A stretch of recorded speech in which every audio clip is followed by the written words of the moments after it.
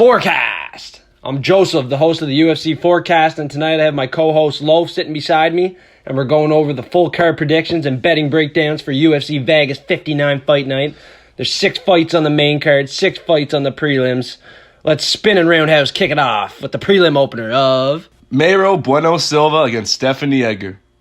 All right, Loaf. Well, for me, this is a women's fight, and you know me, I don't like betting on the women's, and they're not really good to me either, so this is probably going to be a pass, but unfortunately, Stephanie Edgar has won me some money in the past on the submission. I don't know if you like that, but I see the last 2 fights were finishes. One was a TKO by an elbow, another was a submission by an armbar.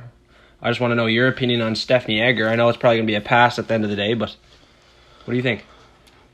No, I'll also be passing on this one. I thought of a pass long before even this fight showed up, and but if you're going to pick one for sure, I'd probably go with Stephanie Edgar.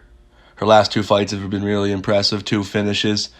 Both around the same records, odds very close, so I'm going to pass on this one, but if you're leaning towards anyone, I'd lean towards Stephanie Edgar by decision. Next up, we're taking a look at another women's fight in Corey McKenna and Miranda Granger, and for me, this is a women's fight again. I'm not betting on it.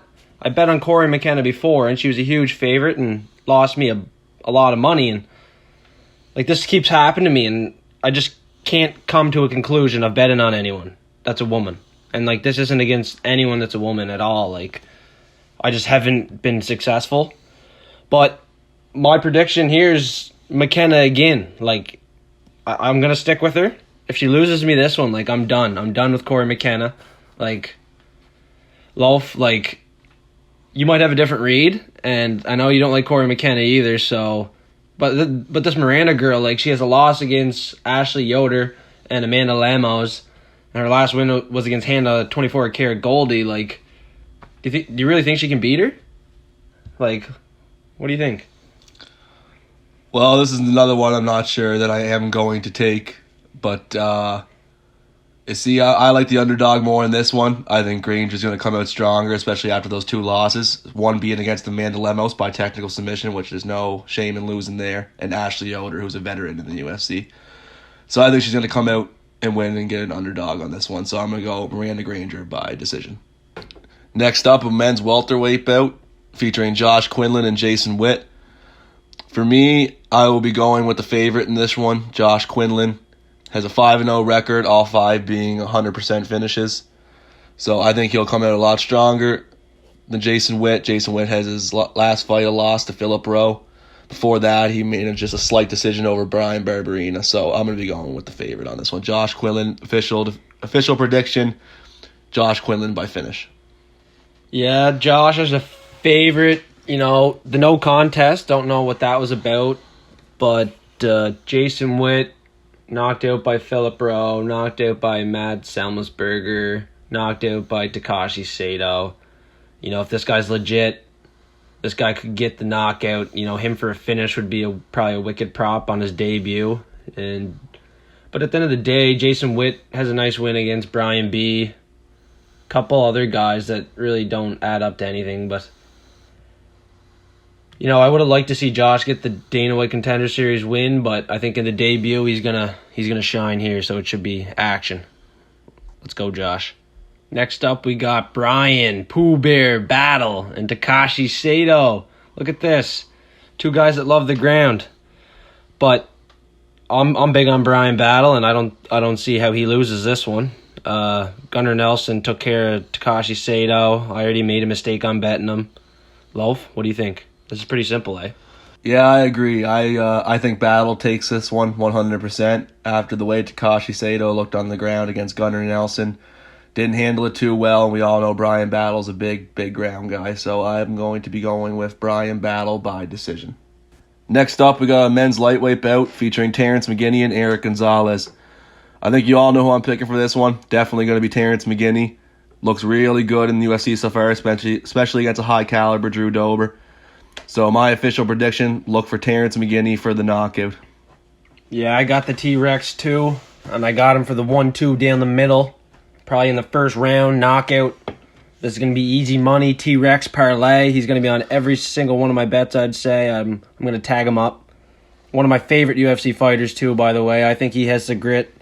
I don't know if he's going to be a potential champion, but I'd love to see him climb up the ranks. And I think the one with Drew Dober, I think that was just a little slip up. He was just a little aggressive. And once he gets the smarts, man, this guy has what it takes. This is a lock of the week.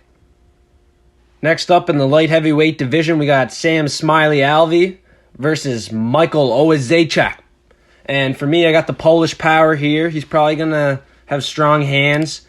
And looking at Sam Alvey's record, he has a loss to Brendan Allen, a loss to Wellington Turman, a loss to Julian Marquez, a draw to Downjohn, a loss to Ryan Spann, a loss to Jimmy Crute, a loss to Killed Son Abreu. This guy hasn't won since 2018. And he's definitely not winning here, so if you got the money in the bank account, put it on the Polish power. Love, please back me. Let's hear it. Yeah, I agree with the Miguel pick for sure. He's been doing pretty good lately. His last fight was against Dustin Jacoby, went to a decision.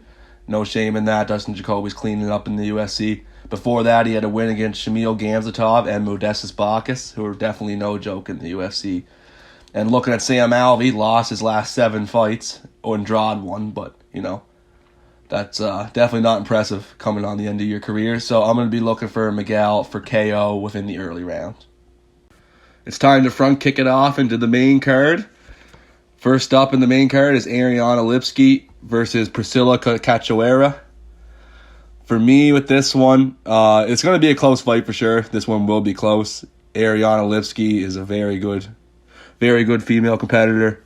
Priscilla has a lot stronger hands, I think, in this fight. So it's all about if she can keep it off the ground, keep it on the feet, and I think she'll be able to do that. So I'm going to go with the underdog on this one, Priscilla. Look for it by decision.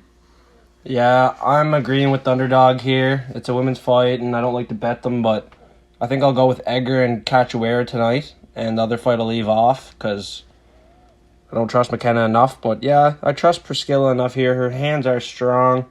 Lipsky, her last fight, she won against Mandy Baum. That's not a great level of an opponent. And then she lost to Montana De La Rose. And Priscilla had a point in her career where she had 2 knockouts back-to-back. And I've always been looking for that prop, and I think I might look for it here, so that's what I'll be going with tonight. Now our first heavyweight fight of the night, Augusto Sakai and Sergey Spivak. And Augusto, he has 3 losses in a row.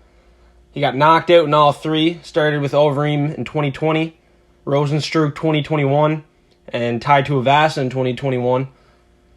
And the last 2 was in the first and second round. And on the other hand, we got Sergey Spivak, who is coming off a big knockout win against Greg Hardy, who was in the NFL, not a great level of heavyweight. And he got finished by Aspinall. And then before that, he had 3 in a row, 2 decision wins and a knockout win. And that was against Olenek, and the knockout was against Vandera. And then the other decision was against Carlos Felipe. So now looking against him and Sakai, I think he can get it done. He is a good favorite. But, heavyweights, it's sketchy. But looking at Sakai's last 3, I think it's comfortable. What do you think, Glove? Yeah, no, I agree with Spivak on this one 100%. He looks good against most people. Lost quickly to Tom Aspinall, but Tom Aspinall's on a pretty high climb here, other than that recent leg injury.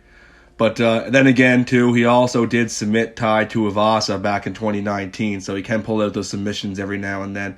And he does have those 2 KOs over Jared Vandera and Greg Hardy. So for a good bet for this one, I'm going to be going Spivak by finish, submission, or TKO. Next fight up is the Ultimate Fighter women's final in the flyweight division. We got Brogan Walker against Juliana Miller. For me, this one I am going to leave out altogether. I'm not going to take this on any of my cards. It's too close for me to say. I don't know enough either about them to make a call. So I'm definitely going to pass on this one. But I'd say if you are leaning on someone more in this fight, I'd say lean more to Brogan Walker. She has a win over Miranda Maverick. And Juliana Miller just has those, very few fights, very few experience against Brogan Walker. So if you're going to lean towards anybody, lean towards Brogan Walker by decision. And for me, we're once again on the same page. I like Brogan Walker Both these girls are coming from Invicta FC, but Brogan Walker has a little bit more experience there. She has a win over Maverick and a loss over Blanchfield. Both were in decision. And, yeah, this is the final. It's whoever wants it. I wouldn't really bet it. And it's a pretty close fight, and there's no real money to be made here. But so, yeah, it'll be interesting to see who wins at least. And another interesting fight to see who wins. Muhammad Usman and Zach Paga. I know we're going to have some disagreeing here, me and Love, but I think I'm going to take the Muhammad Usman side. His older brother's Kamaru Usman, current champion. Zach Paga, he's a decision fighter coming from Cage Warriors.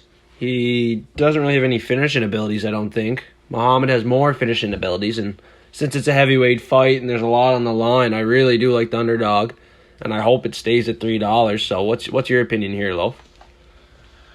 Well, obviously, I have him going the other way. I do not think that Usman is going to be... Loaf, you start this one off. Yeah, this is another interesting fight. This one's going to be a good one to see. Vincente Luque, obviously, he's had a good couple last fights. He's been doing well. Geoff Neal, he had his last win against Santiago Pronaziba by split decision. So, it's going to be really close, but I'm leaning more to the side of Vincente Luque. I think he'll be able to get it done. I don't think it'll be a finish. I think it'll be a decision. Geoff Neal will be able to go the full rounds of him, be able to put up a fight. But at the end of the day, I think Luque is going to have more takedowns, more numbers. My official prediction, Vincente Luque by decision. Yeah, for me, I can see Vicente by submission here. His last fight was decision. He lost that one to Bilal, and he's probably going to be real hungry for a submission.